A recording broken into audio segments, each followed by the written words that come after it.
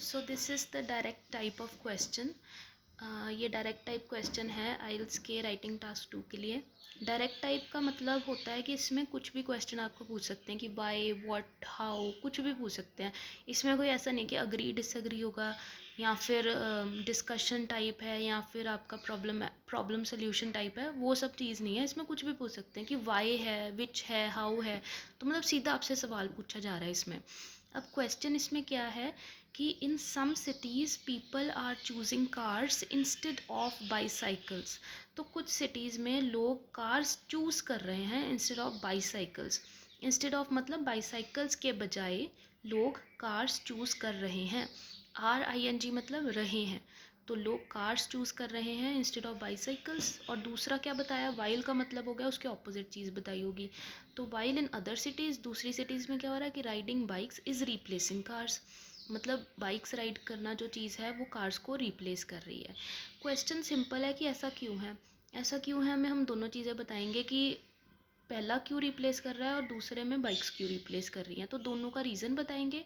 Which development do you think is better, अब इन दोनों में से कौन सी डेवलपमेंट है जो बेटर है वो भी हमने बताना है। तो सबसे पहले इंट्रोडक्शन में क्या होगा कि इंट्रोडक्शन में सबसे फर्स्ट पॉइंट होता है कि हमने रीफ्रेज करना होता है चीज़ को। अब पूरी की पूरी जो फर्स्ट स्टेटमेंट है वो रीफ्रेज होगी। जैसे इन सम सिटीज़ को हम क्या लिखेंगे, there are many cities where, there are many cities. अब देयर लग गया तो यहाँ पे वेयर भी आएगा, तो इन सम सिटीज़ को हमने पहले रिफ्रेश किया, there are many cities where people are choosing cars. Choose करना को क्या कहते हैं, अपनी प्रेफरेंस बताना, कुछ प्रेफर करना, कुछ ऑप्ट करना, कुछ सिलेक्ट करना। तो यहाँ पे हम क्या लिख सकते हैं कि people prefer to ride cars. Choose cars का क्या मतलब है कि प्रेफर क्या कर रहे हैं, कार्स चलाना प्रेफर कर रहे हैं। इंस्टेड ऑफ को लिख सकते हैं रादर देन, मतलब rather than using bicycles, bicycles use करने के बजाय वो कार्स प्रेफर कर रहे हैं राइड करना। वाइल को रिफ्रेश करेंगे whereas. In other cities को अब दोबारा से क्या रिफ्रेश करेंगे, इन सेवरल सिटीज़। सेवरल मतलब कुछ और सिटीज़। नेक्स्ट उसने लिखा है in other cities riding bikes is replacing cars, riding bikes is replacing cars. अब इस चीज़ को हम कैसे रिफ्रेश करेंगे, bicycles are gaining more popularity than cars. See replacing इस वर्ड को या तो आप बहुत देर तक सोचते रहो कि क्या और आ सकता है, अगर आपके माइंड में है तो आप डायरेक्ट इसको रिफ्रेश कर दो that riding bikes is dash cars, मतलब उसको आप डायरेक्ट रिफ्रेश कर दो। But most of the times हमें डायरेक्ट वर्ड रिफ्रेजिंग थोड़ी मुश्किल लगती है और कई कई जगह पे इजी होती है, कई जगह पे टफ होती है। तो इस पॉइंट पे यहाँ पे हमें हमने लाइन को ही सेम मीनिंग के साथ कुछ और वे में लिख दिया। जैसे इन सेवरल सिटीज़ वहाँ पे लिखा है बाइक्स आर रिप्लेसिंग कार्स, यहाँ पे हमने लिख दिया bicycles are gaining more popularity than cars. तो ऐसी लाइन्स, ऐसी फ्रेजेस थोड़ी सी हमें पता होनी चाहिए कि इसको और क्या लिख सकते हैं, रिप्लेस करने को क्या लिख सकते हैं कि मतलब उसकी पॉपुलैरिटी बढ़ रही है, वो ज़्यादा सिलेक्ट हो रही हैं। Bicycles are preferred more, bicycles are more popular. तो ये ज़्यादा बेटर वर्ड्स हैं। ये हो गई आपकी पूरी रीफ्रेजिंग। जो इंट्रोडक्शन का फर्स्ट पार्ट होता है रीफ्रेजिंग, वो ये पॉइंट है। अब second part of the introduction होता है थीसिस स्टेटमेंट। थीसिस स्टेटमेंट में हम क्या करेंगे कि हमने जो भी क्वेश्चन है अब उसके सवालों का जवाब देना है। पहले तो हमने जो लाइन थी उसको रिफ्रेज कर दिया, अब उसका सवाल क्या है उसका जवाब देना है। तो यहाँ पे सवाल है why is this the case. इसमें हम रिफ्रेजिंग थीसिस स्टेटमेंट को क्या लिखेंगे पहले कि दिस एसे शैल डिस्कस, क्या डिस्कस करेगा, reasons behind both the developments, दोनों डेवलपमेंट्स के पीछे के रीजंस बताएगा। सेकंड क्वेश्चन है विच development do you think is better, कि इनमें से कौन सी डेवलपमेंट बेटर है। तो हम उसने आपका ओपिनियन पूछा है, तो ओपिनियन में आप क्या बताओगे कि in my opinion it is better. What is better, bikes ride करना। वैसे अगर हम खुद भी सोचे कार्स से ज़्यादा बेटर नॉर्मली पॉइंट्स बनेंगे कि बाइक राइड करने में। क्यों बाइक राइड करना ज़्यादा अच्छा है, क्योंकि आगे हम जो पैराग्राफ्स में बताएंगे वो क्या बताएंगे कि इंडिविजुअल एक इंसान के लिए भी अच्छा है और एनवायरनमेंट के लिए भी अच्छा है। तो बस यही हमारा टोटल ओपिनियन है जिसको हमने यहाँ पे लाइन में बना के लिखना है कि in my opinion it is better to ride bikes as compare to cars. अब यहाँ पे रादर दैन इंस्टेड ऑफ को हमने एज कम्पेयर टू लिख दिया, बिकॉज रीज़न भी बता दिया, बिकॉज नहीं तो लाइन काफ़ी छोटी हो जाती। तो यहाँ पे रीज़न भी बता दिया। यहाँ तक भी फिनिश कर सकते हो, बट अगर अच्छा बनाना है और तो उसके लिए आप उसका रीज़न बताओ जो आप आगे एक्सप्लेन करना चाहते हो. So because it is beneficial for both individual as well as the environment और इंडिविजुअल दोनों के लिए बेनिफिशियल है. दैट इज़ वाई मेरा ओपिनियन ये है कि राइड करना बेटर है कार्स बाइक को रादर देन कार्स.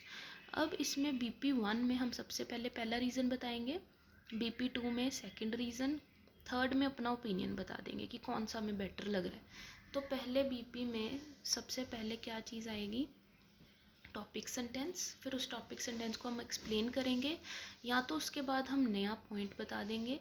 ठीक है, नया पॉइंट मतलब एक सेकंड पॉइंट बता देंगे, या फिर अगर हम उसको और एक्सप्लेन कर सकते हैं तो उसको और एक्सप्लेन करके एग्जाम्पल के साथ सॉलिडिफाई कर देंगे स्टेटमेंट को. अब इसमें BP1 में सबसे पहले हमने बताना कि कार्स क्यों चूज़ की जा रही हैं, सिलेक्ट की जा रही हैं.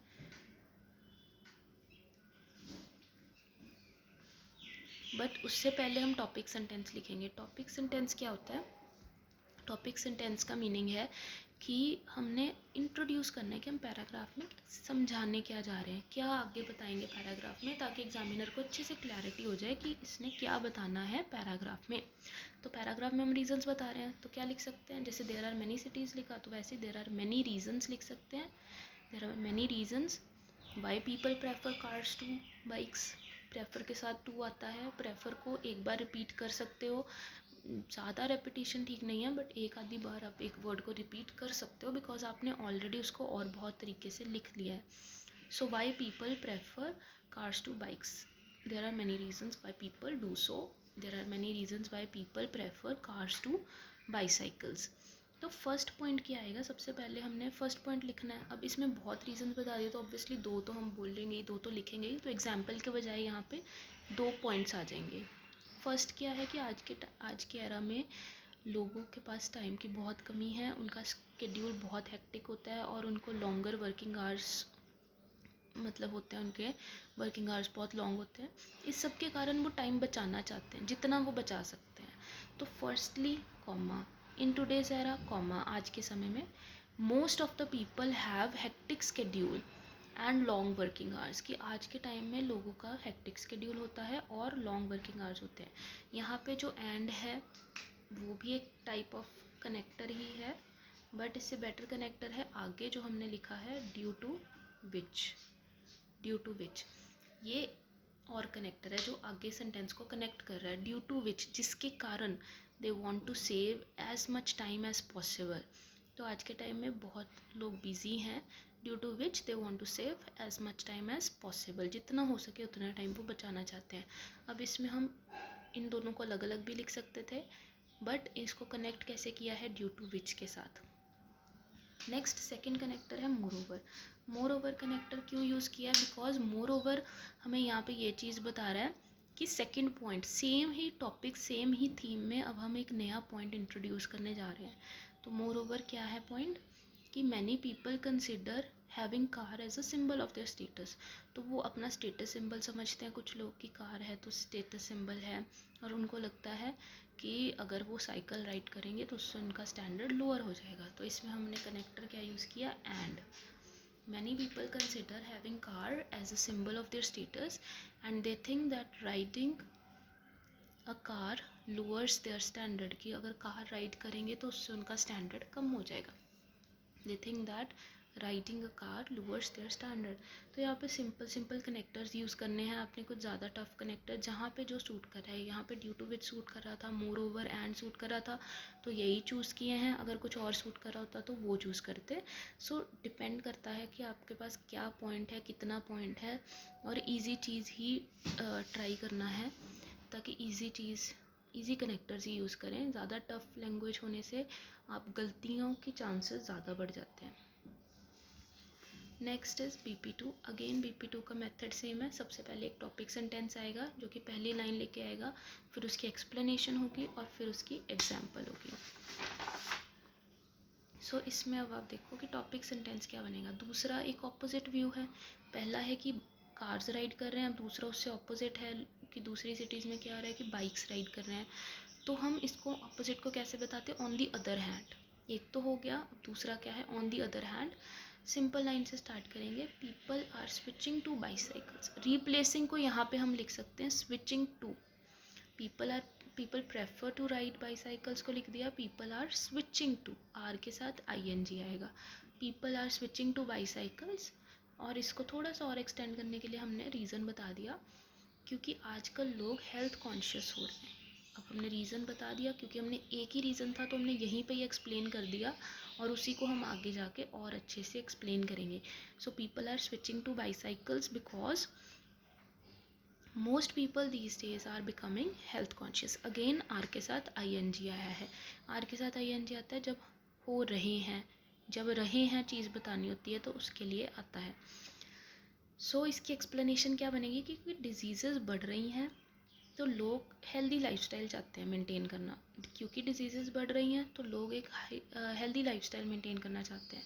अब इसके बाद इसको और आगे कैसे एक्सप्लेन करेंगे, तो इसके लिए लोगों को टाइम तो मिलता नहीं एक्सरसाइज करने का, तो क्या करते हैं, तो वो क्या करते हैं, बाईसाइकिल्स यूज़ करते हैं ट्रैवलिंग के लिए, जो उनको फिट रखता है। तो कैसे बनी line, as the number of diseases in the world are increasing, क्योंकि डिजीज़ेज़ बढ़ रही हैं। यहाँ पे एज का मतलब है क्योंकि, as the number of diseases are increasing, again यहाँ पे बढ़ रही हैं तो हमने आर के साथ ING लगा दिया। तो एज मतलब क्योंकि, नंबर ऑफ डिजीज़ेज़ बढ़ रही हैं, number of diseases in the world,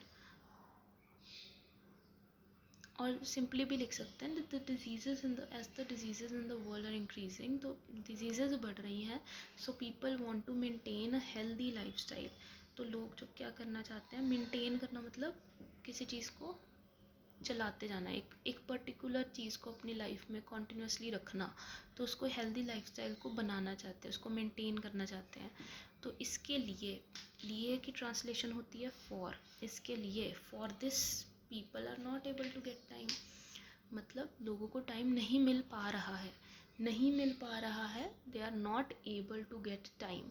तो इसके लिए people are not able to get time, for this people are not able to get time, क्यों, due to their busy life. तो हमने आगे एक्सप्लेन कर दिया कि वो हेल्दी लाइफस्टाइल तो मेंटेन करना चाहते हैं, बट इसके लिए उनको टाइम नहीं मिल रहा है due to their busy life. अब यहाँ पे हमने कनेक्टर यूज़ किया है so they use bicycles for travelling which keeps them fit. तो वो बाईसाइकिल यूज़ करते हैं ट्रैवलिंग के लिए जो उन्हें फिट रखता है। यहाँ पे विच की ट्रांसलेशन हो गई जो। तो हमने एक कॉम्प्लेक्स सेंटेंस बनाया एज के थ्रू, देन सेकंड कंपाउंड सेंटेंस बनाया, सो लिखा है यहाँ पे, और विच भी यूज़ किया है। तो ये सारी चीज़ें भी वो देखना चाहते हैं कि आप यूज़ कर सकते हो या नहीं, वो कोई फैंसी वर्ड्स, फैंसी लाइंस, वो चीज़ें नहीं देखना चाहते। इससे आपका इजीली 7 बैंड आ सकता है अगर आप एक ऐसा प्रोग्रेसिव टाइप ऑफ पैराग्राफ लिखो जिसमें आप एक पहले पॉइंट एक्सप्लेन कर रहे हो, फिर उसको अच्छे से एक्सप्लेन कर रहे हो, फिर उसकी एग्जांपल दे रहे हो। तो जैसे यहाँ पे एग्जांपल बनी, for example people of Japan are very healthy, क्यों हेल्दी हैं, क्योंकि वो क्या राइड करते हैं, बाईसाइकिल्स। थर्ड पॉइंट है यहाँ पे हमारा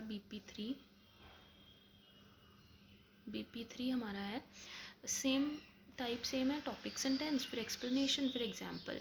कई बार क्या होता है कि हमारे पास एक्सप्लेनेशन एक पॉइंट के बाद नहीं बन पाती, तो उसमें हम क्या कर सकते हैं कि पहले एक बता दिया, फिर साथ ही में दूसरा पॉइंट बता दिया। सो ये आप रेयरली करो, ज़्यादातर आप इस टाइप को फॉलो करो। अब थर्ड पैराग्राफ में हमने अपना ओपिनियन बताना है, क्योंकि उसने पहले पूछा why is this the case, वो तो हमने 2 चीज़ें बता दी। थर्ड में हमने अपना ओपिनियन बताना है। ओपिनियन में क्या चीज़ आएगी कि मैं किसके साथ जाती हूँ, तो आई गो विद कि बाइक राइड करना ज़्यादा अच्छा है, तो एज़ कम्पेयर टू यहाँ पे हम यूज़ कर रहे हैं। So I believe that riding bike has more benefits as compare to using a car. तो मेरे हिसाब से उसके ज़्यादा बेनिफिट्स हैं कार यूज़ करने के बजाय। तो ये ज़्यादा रिफ्रेजिंग को नहीं देखना, बस ये देखना है कि आप लाइंस और कैसे कैसे डिफरेंट वे से एक ही चीज़ को लिख सकते हो। अब इसकी एक्सप्लेनेशन क्या दिया मैंने, मुझे ऐसा क्यों लगता है, दिस इज़ बिकॉज कि एनवायरनमेंट लगातार ख़राब होता जा रहा है कॉन्टीन्यूसली।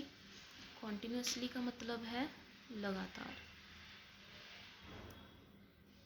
कॉन्टीन्यूसली का मतलब है लगातार। डिटीरियोरेटिंग का मतलब है ख़राब होना कोई चीज़, ठीक है। तो एनवायरनमेंट जो है, जो हमारा इन्वायरमेंट है, वो कॉन्टीन्यूसली लगातार ख़राब होता जा रहा है people need to take action for saving it, और लोगों को एक्शन लेना पड़ेगा इसको सेव करने के लिए। नीड मतलब लोगों को ज़रूरत है एक्शन लेने की। अब ये दो अलग अलग सेंटेंस हैं, इसको मैंने एंड के साथ कनेक्ट कर दिया। एंड कैसे होगा, मतलब एंड दो सिंपल सेंटेंसेस को कनेक्ट कर रहा है। उसके बाद आगे क्या एक्सप्लेनेशन दी है कि इसी को आगे कैसे एक्सप्लेन किया है, if people use bicycles then less pollution would be generated. तो पहले तो हमने ये रीज़न बता दिया कि मैं क्यों प्रेफर कर रही हूँ, क्यों मुझे लगता है कि बेनिफिट ज़्यादा है कार से। क्यों? क्योंकि एनवायरनमेंट कॉन्टीन्यूसली ख़राब हो रहा है और लोगों को एक्शन लेना पड़ेगा इसको सेव करने के लिए। अगर लोग बाईसाइकिल यूज़ करते हैं पोल्यूशन कम होगा, स्काई साफ़ होगा और अच्छा होगा। तो इसी पॉइंट को हम आगे एक्सप्लेन कर रहे हैं कि अगर if people use bicycles then less pollution would be there. तो यहाँ पे आप देखो हमने इफ़ वुड वाला सेंटेंस यूज़ किया है।